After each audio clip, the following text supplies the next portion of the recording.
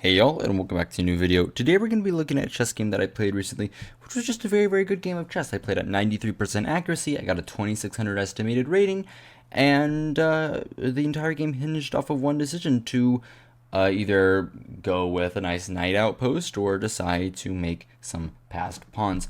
And yeah, let's just get into it. I start off the game with the move d4. My opponent goes knight to f6, and I decide to play the move bishop to g5, which is the Trompowsky tech, opening that is a little bit offbeat, but something that I've actually been enjoying a lot lately. It's incredibly aggressive. There are some interesting lines here, like knight e4. I play h4, takes, and I get this nice open h file to work with. Of course, that didn't happen in the game.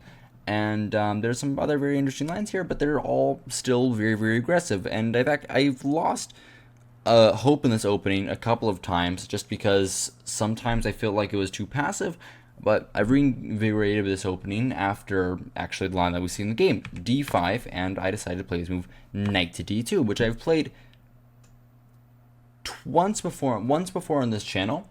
This idea is pretty cool. We're just going with the knight first, very aggressive. We're going for c4 very quickly. We might go for c3, queen b3 ideas. There's a lot of very cool lines here, but I don't really know many of them, as seen by the next move, h6, where I take 30 seconds on move number 4, with a very interesting idea. So I have three moves here: bishop h4, bishop f4, or taking the knight. Really, these two are basically the same thing, and I have to figure out, do I want to take the knight or do I want to move the bishop back? If I move the bishop back, the reason why I decided not to move the bishop back, I decided to take the knight. I decided to take the knight here. But the reason why I decided not to move the bishop back was because I thought that after I move the bishop back, we kind of get into a less active and like dynamic game, because that's what I want at the end of the day. Like, yes, it might be a totally fine move to move the bishop back, but I wanted something aggressive. I wanted something very interesting, and I decided that after bishop takes f6, this was actually an improvement on the other line that I play here, because I used to play bishop takes f6 here, but in this line, after e takes f6, my opponent has g6 and opens up the bishop. Very natural, right? But in the line here after knight d2 h6, now after bishop takes f6, which I play in the game, and my opponent does decide to play e takes, g takes is also a line. By the way, g takes is also a very viable thing, but he doesn't decide to do it. I might touch on that in a later video. In either case, he plays e takes f6, and now he doesn't really have this g6 idea, since this pawn is kind of a weakness since he pushed it, and he's probably not going to go for this idea now. He's probably going to go for some bishop to d6 and castles instead, which is very nice. I simply go with a very easy plan. I go e3. The idea here is pretty simple. I'm going to put pressure on this pawn. I'm going to go after the queen side over here. I'm going to play moves like g3, bishop g3, bishop g2, knight d2, maybe I play knight f3 at some point. I'm going to play moves like c4. I'm going to bring the queen out to b3. I'm going to get the rook to c1, and the position kind of plays itself. It's pretty easy here. And actually, my opponent makes an inaccuracy on the fifth move. My opponent decides here that the best way to play, this is not what you're supposed to be doing. The opponent decides here the best way to play is to play the move knight to c6, which, as you can see by the engine, is an inaccuracy. But the reason why it's an inaccuracy is a little bit odd. The point of knight to c6, some people do like to play this idea of knight to c6. The point of it is that sometimes you have ideas like this. Sometimes you get aggressive here, you get the bishop here, you try to trade off maybe the knight for the light squared bishop in some lines. Sometimes you can do that. There's some interesting lines there, and my opponent's trying to be very aggressive, but this is not where the knight belongs. This is not where the knight belongs. You aren't supposed to play knight to c6. In many of these like London-esque positions where I'm going for like c4, maybe Queen's Gambit-esque positions, you know what I'm talking about, lines go like this. For example, my opponent will play a move like bishop e6. I will play, let's say, g3, going with that idea. My opponent goes bishop d6, bishop g2, castles. Let's say c3 or c4. Let's go c3, be a little bit more passive. And my opponent's going to play knight d7 and c6 to plant my bishop. This is what he wants, right? So if playing knight to c6 blocks your c6 pawn, which is very necessary in many of these lines to keep eyes on this pawn, then this is just a bad move. Then I want to be on d7 here, not on the c6 square. You need the c5 pawn in all these d4 positions. You need it. You absolutely need it. So by doing this, I'm already better. And I realize that. And now I have to find a way to play. I have really two choices here. I can either play c4, going very aggressive. If I can draw arrows. Oh my god, if I can draw arrows. c4, going very aggressive, going at the pawn immediately, which is a move that I enjoy. Or I can try to play a little bit more positionally. But how do I do that? Well, I realize here that if I play c4 immediately, there's something I didn't like. c4 is the best move. What I play is the second best move, actually. They're actually very equal. I think they're plus 0.26 and plus 0.25, respectively. Basically the same thing. The reason why I decided not to play c4, which seems very natural, seems very natural, move c4, is because I thought after c4, my opponent has an idea of bishop to b5, bishop to b4, and he's going to trade this knight off. I know, a little bit weird, trading off a dark sword bishop like that for the knight, but I decided here, let's put this line on the board. c4, my opponent can probably play maybe bishop here now. Maybe not, because I take in the center. Okay, let's say he takes, and like bishop to b4. What happens here is, let's say I play a3. My opponent can take here. I can play queen takes d2. And in this position, I wasn't too excited about it. I just thought that, okay, here my queen is kind of offsides. This knight was very powerful. It was coming over here. It was coming over here. It was kind of aggressing on the queen side, and I've kind of lost my plan. And I don't like that. I don't like losing my plan in chess. So I decided not to go for this. Maybe that was miscalculation. Maybe I probably should have played c4. I don't know. In either case, it's not what I did. And instead, I decided to be a little bit more passive, technically passive, but I'm just stopping his idea. I played the move a3, which is a very nice move. One of the top engine moves in the position. And I'm actually very proud of this move. I just prophylaxis, right? Just prophylaxis. We get into some nice stuff with some simple prophylaxis. Oh my goodness. Anyway, a3 on the board. Bishop to f5, pretty simple improving move. I decided to go with c4, which is my plan all along, putting pressure towards the center. This is what I want to do. D takes c4 is what my opponent decides to do, because he realizes there's not much else he can do. Instead of bishop f5, maybe it would have been prudent to play bishop e6, trying to stop c4 from being that good, because after d takes c4, taking with the bishop isn't smart, because bishop takes c4 here and queen to d5 is a fork. But even without like this tactical resource, this position isn't really what I want. I don't want the knight here. I want the bishop there, right? So maybe you could have gone bishop to e6. I don't know. For example, knight takes c4 here. It's only plus 0.1, which is not what I'm looking for, right? But instead of bishop e6, bishop to f5, and now c4. And he can't really do anything because he put the knight on c6. If he didn't put the knight on c6, he would have moves like c6. He would have like ways to solidify this pawn. But with the inclusion of this, I'm doing very well. So he has to play d takes c4 and let my bishop get out without even moving once, which is really nice. And obviously here I am doing a lot better. My opponent here decides to play bishop to d6. And I realize here that my opponent might have made a mistake. Because looking at the position here, this pawn is weak. This pawn is weak. Queen to b3 hits both of them. Is not a fork. I don't get it. Is queen b3 not a fork? Let me play queen b3. I didn't really see anything he could do. After queen to b3, my opponent has ideas like this, losing this pawn. I always have ways of getting the material back. Like, for example, king to f8. My queen is under attack. I have moves like queen to a4 here, c6, and like just simply bringing the bishop back. Bishop back to a2, sorry, because of b5.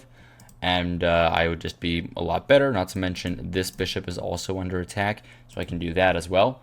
So we can't play knight to a4, a5, sorry, knight to a5. And for example, if he decides not to lose the f7 pawn, probably the right option, he tries to go with castles. I decided that, okay, well, I win this pawn, and my opponent does not have the correct amount of compensation for the pawn that I thought he did. He goes knight a5, which is pretty obvious. I go with queen to b4 check. My opponent will probably go with c6. And, yeah, I'm winning. I get this, right? So, what happens? Actually, sorry. Anyway, Castles. Queen takes b7. Knight to a5. My bad. I miscalculated that over the board. I didn't miscalculate that over the board. I just miscalculated that now. The king moves. Sorry, I don't know what's going on. Anyway, after castles, I calculated here, queen to b5. My opponent has both these pieces under attack. He has to trade. I take back with the queen, and I'm just up a pawn. I thought, okay, well, I'm doing quite well. My opponent doesn't really have the amount of counterplay necessary to justify this, so I'm doing okay. But he goes for it anyway. Castles. Queen takes on b7, and knight to a5. And now, looking at this position, aren't they just winning? Aren't they just like up a pawn? I don't get it. I mean, I'm just up a pawn here. I feel like I'm doing very, very well. I don't really see the big problem. I think I'm just doing great. I honestly think I'm doing great. But actually, I make a huge mistake here. I play the move queen to b5, and I'm worse. I'm up a pawn, but I'm actually significantly worse. This is the one mistake of the game. One mistake of the game right here. Very, very disappointing. Very, very disappointing. What I missed here is that I missed the move c5. Coming in, blocking my queen's access to the bishop, opening up the queen's eyes on the knight, and rook b8 is coming. And, ooh, it's tough. Taking this pawn is already death. -3. Queen to a4. My opponent has bishop e5. And my rook is like about to be trapped, for example. Really crazy stuff. I probably have to sack, right? I probably have to do this. In any case, yeah, I did not see c5 at all. That'd be a great move if we played. It's already practically winning for the black pieces. And, yeah, I'd be a lot worse. But luckily for me, oh, by the way, the line here that's actually really good for me is bishop takes f7. Yeah, very easy to see. Very easy to see, right? Point is, of course, king takes f7, of course, is a fork. I go with one of these two. Doesn't really matter. Actually, bishop e6, and I'll take the knight. So that doesn't really make any sense. But if rook takes f7, I still have the fork, which I just missed. I just didn't see this at all. Maybe I should have seen it. I don't know. I'm not that good at chess. In any case, that doesn't happen. Queen to b5. He doesn't see it either. Knight takes on c4. Queen takes on c4. By the way, taking this is bad. Taking this is bad. You might say, well, okay, you can't take on b2 because the knight is trapped after queen to c2, which is accurate. The knight is trapped after queen to c2. But, there's always a but. Taking this, he doesn't take the knight. He doesn't take the pawn. He takes on d2. And after king takes d2, c5, he has this going on. He has the b file opening up. He has the e file opening up. My king is stuck in the center. Very scary stuff here. For example, sample line cd4, knight d4. I don't know, maybe bishop to e5, right? Look at this. Look at this. Look at this. This is already very, very scary. So I really should take the knight. I do. I don't do anything. But taking this is bad. Just don't want to be. My bad. Sorry. He would hang the bishop there. I don't know. Maybe bishop d3 or something. Going for something like this. I don't know. In any case, king takes c4. My opponent goes rook to e8, which is not a very good move in my opinion. I don't see what this rook is doing on the square. He isn't really looking at anything. He's like opening up for some like ideas here with this pawn being pinned, but my pieces are always able to are always in time to like get out of the way. So I don't really get this move. I think that he could have gone a lot faster with rook to b8, going after this pawn immediately.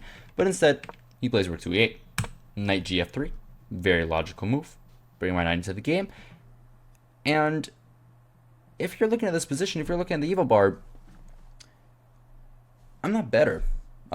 It's plus 0.2. I'm barely better here, and I'm up a pawn. And it looks here like black has no compensation besides the bishop here, of course, which is very minuscule. Like, no, that's barely compensation at all. How in the world is this position just so good for black? Like, how does he have this much compensation? I don't get it.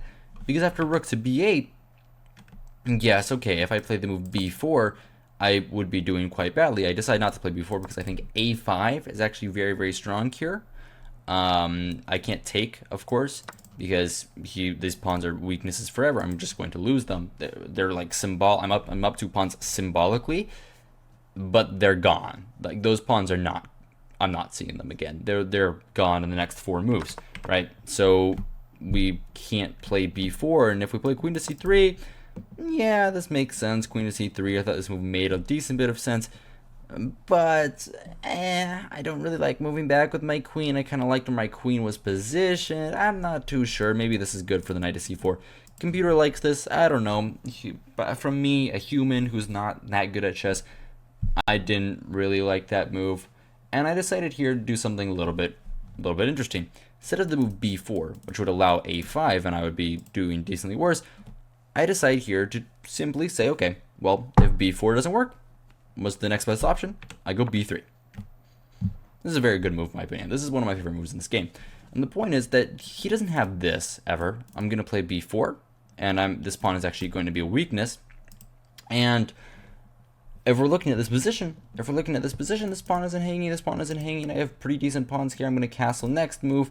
I'm doing very well. I actually really enjoy my position here. If my opponent plays queen to e7, I'm not sure. Maybe I'll give up the pawn and argue that he can't really take this because I get pressure on like the pawns over here. I don't know. Maybe I do that. Maybe I don't. I'm not sure. I wasn't really thinking that far. In either case, I can at least play like b4 now and just argue that the queen is on a worse square, or I can play moves like a4. It doesn't matter. I think I'm doing okay. That's the point. I'm pretty sure I'm doing okay. In any case, my opponent goes bishop to e6. I play queen back to c3. I could have played d5. I'm not really sure why I didn't play d5. Actually, yeah, I know why I didn't play d5. I thought this pawn was a little too weak. I didn't really believe that this pawn was actually doing anything. I thought I was just probably going to be losing this pawn in the long run. Something like even bishop c8. Oh, bishop c8 is a very nice move, actually. Bishop c8. The bishop's completely out of the way. And, yeah, this pawn is just a weakness. This move is maybe decent, maybe not. The point is, like, if I castle, there's already some issues here. Bishop b7, for example. This pawn is just in trouble. This pawn is in trouble. That's the point. In trouble very quickly, actually. He's starting to take, for example, h3. H3. You can take this because I can't recapture due to this, right? Tactics. In any case, I play queen to c3. My opponent goes queen to e7, threatening the pawn, and I simply calculate something very quickly. I decide, okay, well, I need to defend the pawn. I don't want to play this move a4 because I don't like how it weakens my dark squares, so what if I just do something pretty simple? This defends the pawn, I go knight c4. I'm defending both pawns. This pawn is under attack twice, this pawn is under attack twice. Knight c4 defends that by blocking this, keeping this open, and defending the pawn. So I'm doing great, and of course, if he takes, I would be recapturing with the pawn. I think that my pawn structure has improved because this pawn is a little bit of weakness and now is turned into an asset to my pawn chain. And I like that. I like that about the position. But somehow, this position is still even. I'm up a pawn. It does not look like there's any compensation. It really doesn't look like there's any compensation. I'm threatening this, for example. I'm threatening stuff like that. And I don't know. Maybe I'm going to play this first. I don't know. In any case, it doesn't look like there's any compensation. But somehow, the computer still gives compensation here. But soon, there will not be compensation. Bishop takes c4 is inaccurate. I don't think this is correct, giving me this pawn chain like this. I really like this. This is my whole plan. Getting this powerful thing.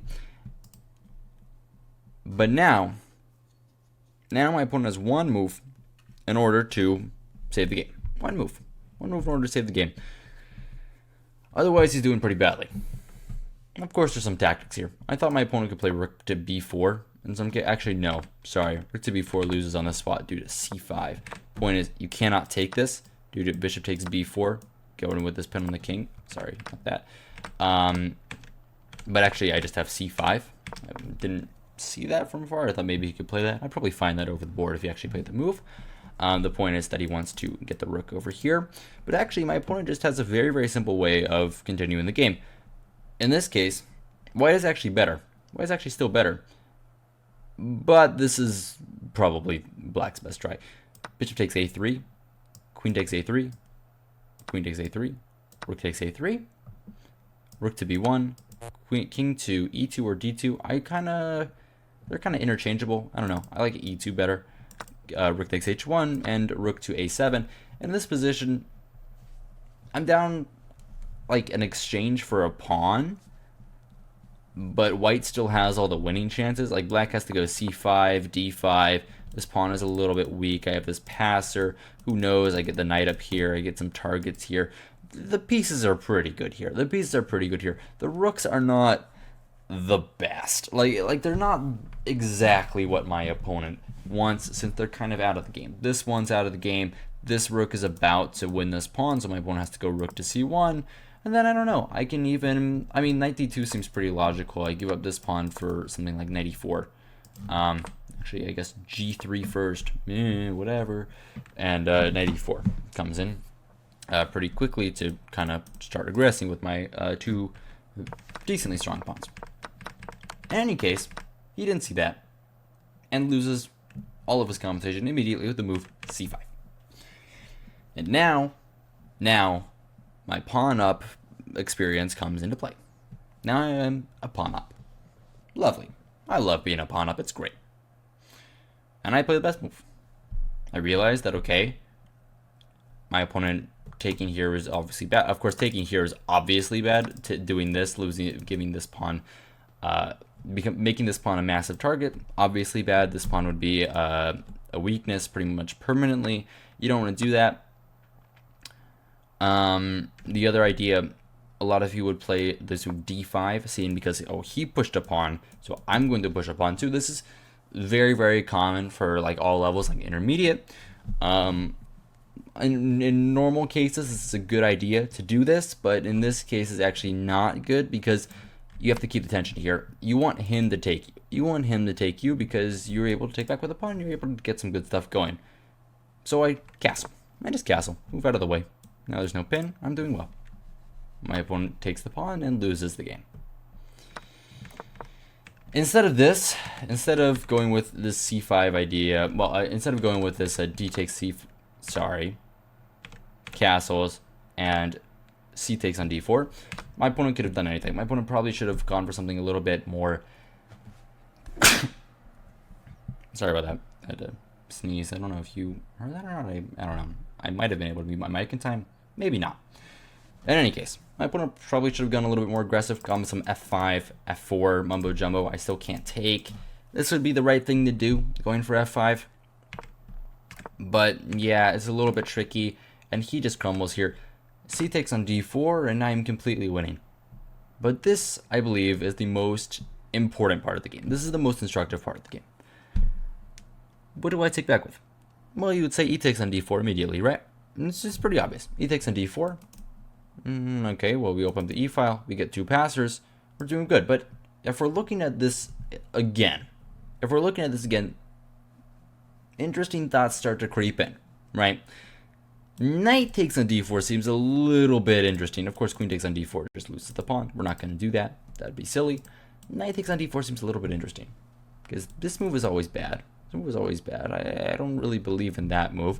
Of course, the bishop trade would be just bad. I get the pawns now. And after knight takes on d4, I have ideas of forking. This square is beautiful to put my knight on. This square is also a fork. Any bishop trade for the knight is always good. And the pawn is still strong by itself. I'm able to get some stuff going after knight takes on d4. And this pawn is decently powerful. It's decently powerful. And I've just got these beautiful squares. So why... What move should I play? What move should I play? Interesting conundrum, actually. Very interesting. The move here that works. And the reason why the other move doesn't work, knight takes on d4 is not correct. Knight takes on d4 loses all of the advantage. All the advantage immediately. White is still playing here. I'm not saying that white is not better here. I still think white is practically better. Knight takes on d4 loses all the advantage because after a simple move like queen to c7, for example, stopping all of these knight jumps, I can't play knight to b5 because if rook takes, my queen is undefended. This pawn is actually more of a weakness than anything. I'm not able to push it. Let's say I go rook a to c1. I try. My opponent takes on h2. I'm going to lose a pawn. So what if we play g3 first? My opponent brings the other rook to the c file. He targets the pawn. I have to play rook f to a to c1. And yeah, queen to c5. Right? See how quickly this can get way out of control. Now, in all honesty, maybe even black is better, because black has the bishop advantage. You never know. This is not what I want. This is really, really not what I want. It's not good. It's not good here. I don't like this. I don't want to go for this. So why is e takes on d4 so much better? Well, the point is, the knight, while the d4 square would be a great square for it, you love to put the knight on d4. These pawns are very, very powerful. These pawns are very, very powerful. They come in the board. You've all heard like the point of like two passed pawns are incredibly powerful before. It's very, very common thing to say. But what's even more important here than the two passed pawns, it's even more important here, is the fact that the e file opens up. This rook is doing nothing. This rook is passive. We need to get our rooks into the game. The only way to do that is to open up the e file. This is basically the only way to do that. The d file is not good enough since my opponent will have too much pressure. I have to go where it hurts. I have to go right on this battery, and yeah, this is why it's better. In any case, e takes on d4. My opponent plays queen to e4. I bring the rook to the e file. Of course, you can't sack. There's no back rank made. I'm always okay. My opponent goes queen to g4, and I decide to play a very, very prudent move here. I could be very normal. I could trade the rooks, but trading the rooks here, gotta remember you can't be too trigger happy in chess. Trading the rooks like this, rook takes e8, rook takes e8, he gets the e file now. Why would I give up the e file for the much less important b file? I don't care about the b file. The e file is what's really where the fighting's on. It's in the middle of the board. It's what I want, right? So why would I give up the e file like that? That seems insane. So we're just not going to do it. My opponent's trying to be aggressive. He's trying to go at my king. No, I don't think you are. I'm going to play h3. Okay, great. Expecting queen to g6. My opponent decides not to do that. He goes queen to f4. Probably a better move, in all honesty, than queen to g6. Maybe queen to d7 was best. But in any case, queen to f4. Pretty decent move. And now I just decide, okay, well, I don't like this battery. My knight can't really move. It's kind of stuck here. I don't want your queen there again. I can still trade the rooks whenever I want. I don't want to do that just yet. I want him to take me. I'm going to play g3. It's not the best move, but it works. Queen to f5. King to g2. And now look at what I've done here. Look at what I've done. Now there's no more ideas of back rank mate. Never, never, never, never, because I have this amount of like space for my king. My opponent doesn't really have any ideas of like checkmating me anytime soon. My knight can move. And yeah, I have these two passed pawns that are ready to push at any moment. I do not have to be too hasty with those pawns. Very important stuff. My opponent plays g5, which is an interesting move, but I don't really believe it's much of anything. I thought this move was actually more of a mistake than anything, because he wants to play g4 and open up my king. But if we're looking at that logically, there's no threat. There's no threat by doing this, so I would just be better. And if he's turning into a threat, he needs h5 and g5, and then after all that, my opponent needs to get the rook on the h file, which is gonna take like 6 moves, and I'm more than capable of stopping all of that mumbo jumbo. So we don't really care, and I just play a move here. I have to make a decision. Do I push this pawn or this pawn? Pretty simple, right? You think c5. I think c5 hits the bishop, is more forcing than the other ones. Then I don't know, maybe we do something, but I don't like c5 because after c5 my opponent has rook e to c8. He kind of pins this, he moves the rook out of the way. Now there's no more rook trade. Yes, my queen moves, and then his bishop moves, and then I still have the two passed pawns, but it feels like he's kind of blunting them, and I don't really like that too much.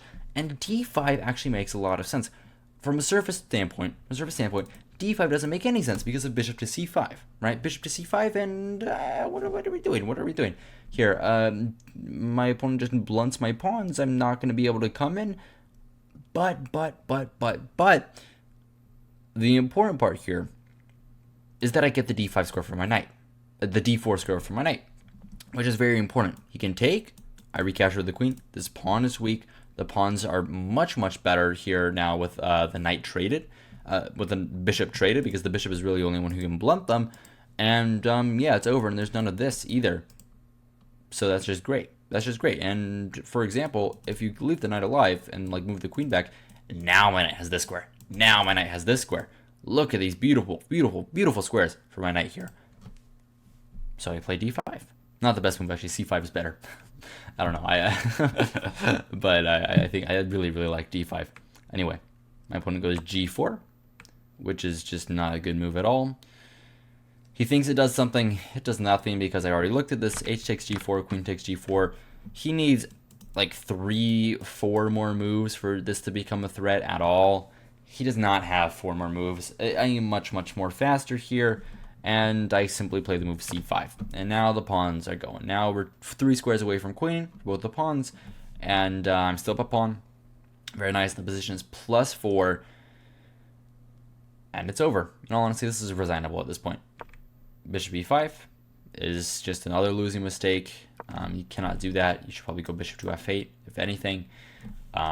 Losing the bishop like this is just very unadvisable. I really wanted this trade, and here I do spend some time. I try to like evaluate if like this is like a pawn sacrifice or not. If he can like after rook takes, queen takes, and like sorry, not rook there, rook here. And some lines, like he can aggress my king, maybe. I don't know. Maybe he has like h4, h5, h5, h4 in some lines. I'm not sure. But I decided, okay, at the end of that line, I'm going to have some checks. These pawns are way too strong. I'm going to be fine. I decided to take the pawn. My opponent goes rook e8. He doesn't even go for it. Probably taking is the most aggressive option. In all honesty, I would probably take here. I'd probably take here because, well, what else are you going to do? You're just going to lose if you don't go super hyper aggressive immediately, right? But instead of rook e8, he goes passive. I decided to play the move c6, going for this fork, which is very nice here because you might think, okay, he has some ideas to pin the queen, but he does not, because I'm always going to have this check, or I'm always going to have a pin on the other rook. So I'm always going to be doing very well. My opponent goes rook bc8. Realizing that, I simply bring my other rook to the e file because, well, hasn't gotten a chance to play yet, and we need all the pieces to come to the party. Queen to g7 is a nice try, stopping some of my ideas because the queen is hanging at the end of the line. But I'm just winning. In fact, I have a very, very nice win here. I can actually just sack the rook, trade everything. This is the clinical thing to do. If I was like a grandmaster, this is what I would play. d6, I'm going to be able to win the game here. There's nothing to be done.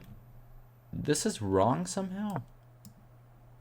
Oh, the king is in time. Oh, that's nice. Okay. Whatever. But yeah, if I was better at chess, I would play this. Instead, I just play c7. And my point is that he can't move the rook up due to this being a check, not to that square. This square being a check, trading the rook, making a queen. And yeah, the game is over. Rook to f8 is the only move. I simply go d6 and my opponent resigns because this is unstoppable. And he's lost. Anyway, that's all I've got for you today. Hope you guys enjoyed. Hope you found it entertaining, instructive, all the above. If you take away one thing from this game, I really, really want to like make it clear that this is what you should do. The 2 passed pawns are very, very important in chess. This is really, really strong here. And yes, the knight outpost may look like convincing, but in an endgame situation like this, the pawns are better. The pawns are just better. In any case, that's it. Yeah, remember to like, subscribe, don't let them see tell you do. And yeah, good evening and good night.